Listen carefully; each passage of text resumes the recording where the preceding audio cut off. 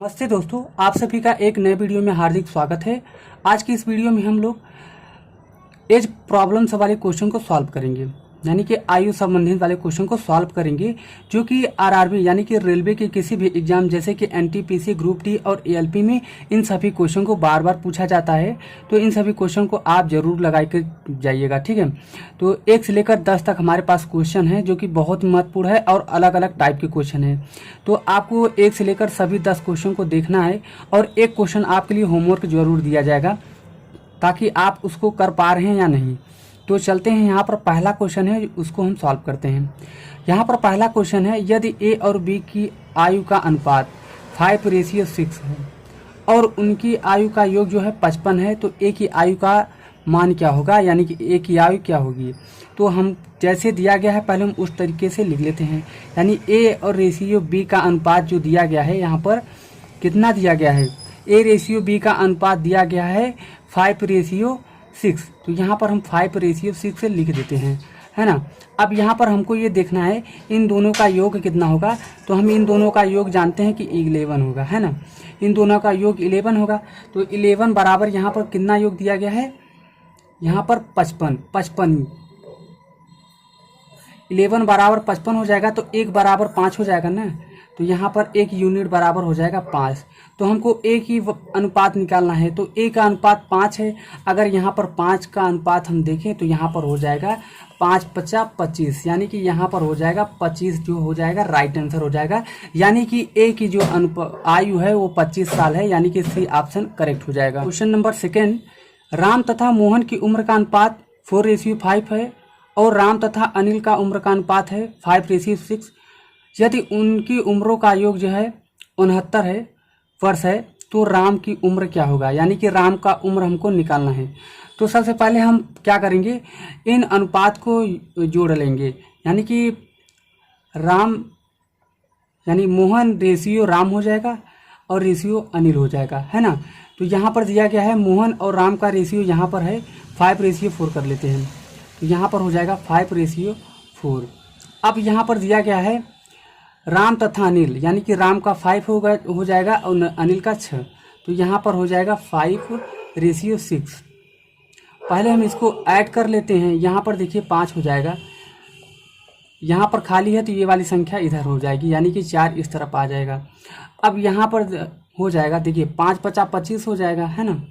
25 ratio हो जाएगा, यहाँ पर 5 चौके 20 हो जाएगा और यहाँ पर रेशियो हो जाएगा 6 चौके 24।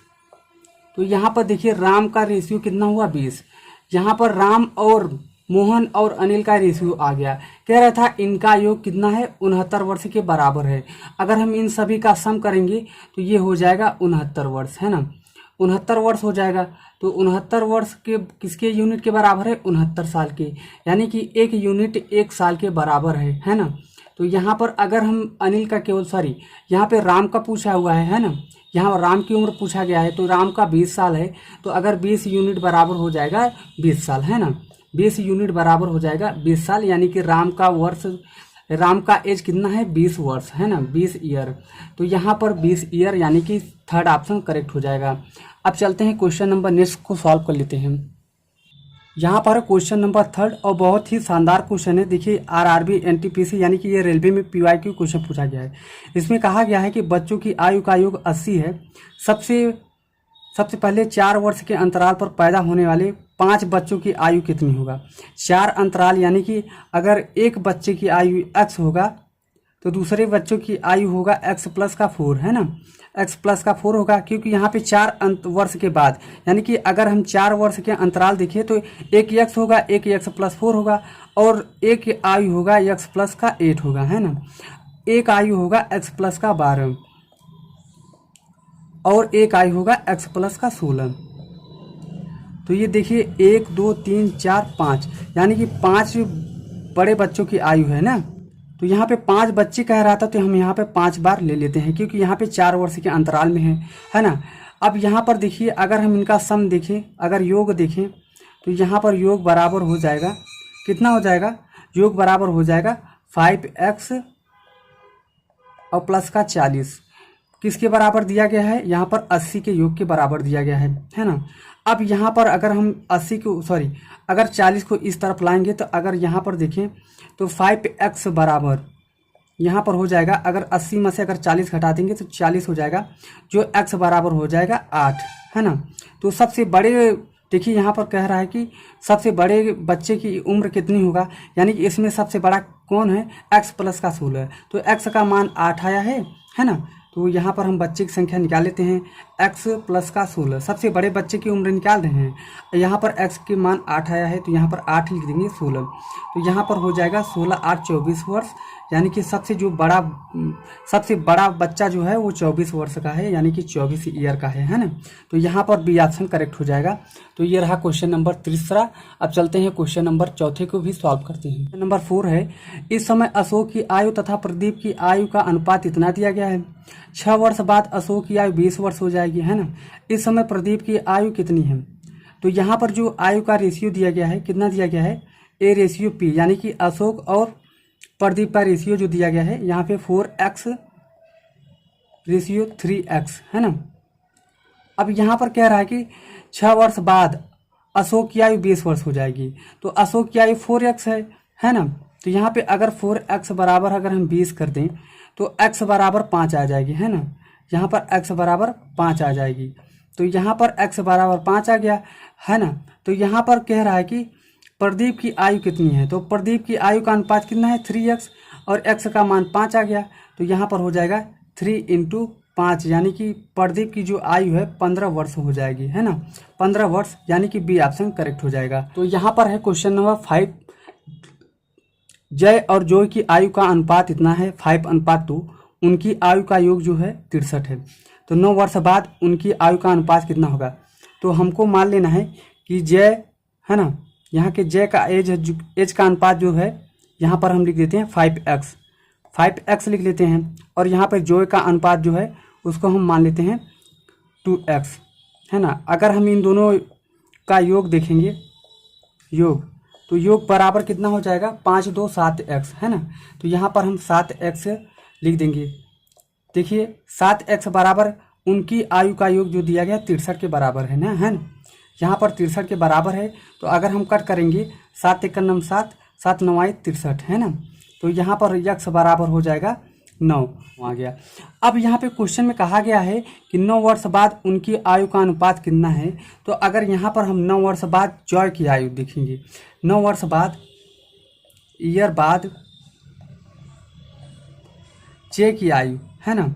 जे की आयु हमने माना था कितना, 5x, और यहाँ पर प्लस का 9 हो जाएगा।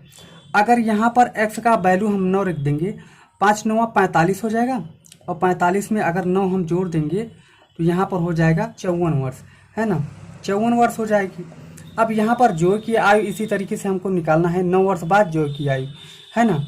तो अगर 9 वर्ष बाद हम जोय की आयु देखेंगे तो यहाँ पर हमने माना है कितना, 2x और प्लस का 9, x का मान है 9, तो यहाँ पर x का मान हम रख देंगे, तो 9 दूनी 18 हो जाएगा, और 18 में अगर हम 9 जोड़ेंगे 22 वर्ष, है ना। अगर इनका हम रेशियो अनुपात में देखेंगे तो यहाँ पर 54 रेशियो हो जाएगा 27, तो यहाँ पर हो जाएगा रेशियो में 2:1, है ना, 2:1, यानी कि राइट आंसर हो जाएगा, सी ऑप्शन करेक्ट हो जाएगा। तो ये रहा क्वेश्चन नंबर 5। अब चलते हैं क्वेश्चन नंबर नेक्स्ट यानी कि 6 को सॉल्व करते हैं। यहाँ पर क्वेश्चन नंबर 6 है, ए बी और सी आयु का अनुपात जो दिया गया है 2:3 और 4 है, उनकी आयु का योग जो है 108 है। तो 12 वर्ष बाद उन सभी आयु का अनुपात क्या होगा, जो जैसा दिया गया है पहले उसको उस तरीके से लिख लेते हैं।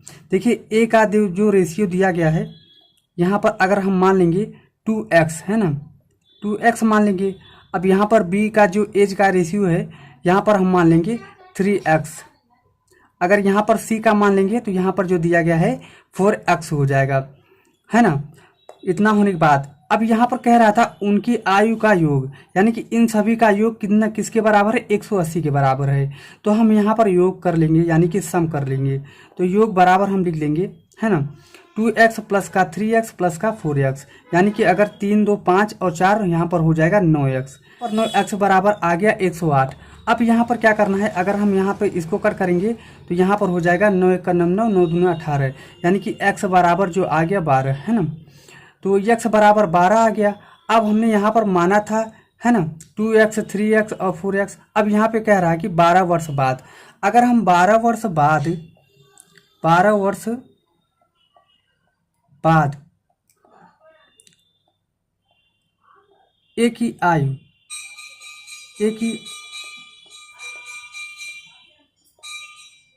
आयु का रेशियो जो देखा जाए तो 12 वर्ष बाद हमने माना था 2x, यहाँ पर हो जाएगा 2x प्लस का 12, है ना, क्योंकि यहाँ पर हमने माना है कि यहाँ पे जो एज है 2x है और 12 वर्ष बाद यानी कि प्लस में 12 जुड़ जाएगा। तो यहाँ पे 2 लिख लेंगे और x का मान यहाँ पे 12 है, तो 12 यहाँ पर हो जाएगा दोनों 24, और जब 12 में हम 24 को जोड़ देंगे तो यहाँ पर हो जाएगा यानी कि 36 वर्ष। ए की जो आयु है वो 36 वर्ष हो गया, है ना। यहाँ पर 12 वर्ष बाद ए की आयु 36 वर्ष, तो हम यहाँ पर 12 वर्ष बाद बी की आयु, तो हम इस तरीके से लिख देंगे। बी की आयु हो जाएगा, देखिए यहाँ पर 3x माना है हमने, तो यहाँ पर 3x प्लस का यहाँ पर हो जाएगा 12, ठीक है। अब यहाँ पर हम देखिए यहाँ पे 3 कर लेंगे इंटू x का मान 12 है तो यहाँ पर 12 लिख देंगे और प्लस यहाँ पर 12 कर देंगे। तो 12 3 36 में अगर हम 12 जोड़ देंगे तो यहाँ पर हो जाएगा 48, यानी कि b का मान जो है, यानी कि b का एज का अनुपात हो जाएगा 48। इसी तरीके से 12 वर्ष बाद c का अनुपात हम देख लेते हैं। 12 वर्ष बाद c की आयु का अनुपात, तो यहाँ पर हम देखिए माना है कि 4x है, यहाँ पे 4x में हम 12 ऐड कर देंगे तो यहाँ पर टोटल अगर हम देखा जाए तो यहाँ पर x का मान 12 है, तो 12 चौके 48, 12 चौके 48 में अगर हम 12 जोड़ देंगे तो यहाँ पर हो जाएगा 60, है ना। तो यहाँ पर ए बी और सी का रेशियो में आ गया, एज जो है रेशियो में आया है। यहाँ पर हो गया 36 रेशियो, यहाँ पर हो जाएगा 48 रेशियो, यहाँ पर हो जाएगा 60। अब हम इसको क्या करेंगे, कट कर लेंगे। अगर हम 12 से कट करेंगे तो 12 3 36 हो जाएगा, 12 चौके 48 हो जाएगा, और यहाँ पे 12 पंचे 60 हो जाएगा, यानी कि 3:4:5, यानी कि यहाँ पर देखिए टी ऑप्शन करेक्ट हो जाएगा ना, 3:4:5। तो ये रहा क्वेश्चन नंबर 6, शानदार क्वेश्चन था। अब चलते हैं क्वेश्चन नंबर 7, हम इसको सॉल्व कर लेते हैं। थोड़ा सा इसको इधर कर देते हैं, है ना, आप लोगों को दिख भी नहीं रहा होगा। तो यहाँ पर इसको हम इस तरफ कर लिए, तो आप इसको ज़रूर अपने नोट में उतार लीजिएगा। तो चलते हैं, ये रहा क्वेश्चन नंबर 10 आप सभी के लिए होमवर्क के लिए। यदि आप इसका आंसर दे पाते हैं तो कमेंट में ज़रूर दीजिएगा, अगर नहीं दे पाते हैं तो आप बोल दीजिए इसको करवा दीजिए, तो हम ज़रूर इसको करा देंगे। तो मिलेंगे नेक्स्ट वीडियो। अगर हमारी वीडियो आपको अच्छी लग रही हो तो लाइक ज़रूर कर देना और अपने दोस्तों के साथ शेयर कर देना। तो मिलेंगे नेक्स्ट वीडियो में। अपनी पढ़ाई निरंतर जारी रखना।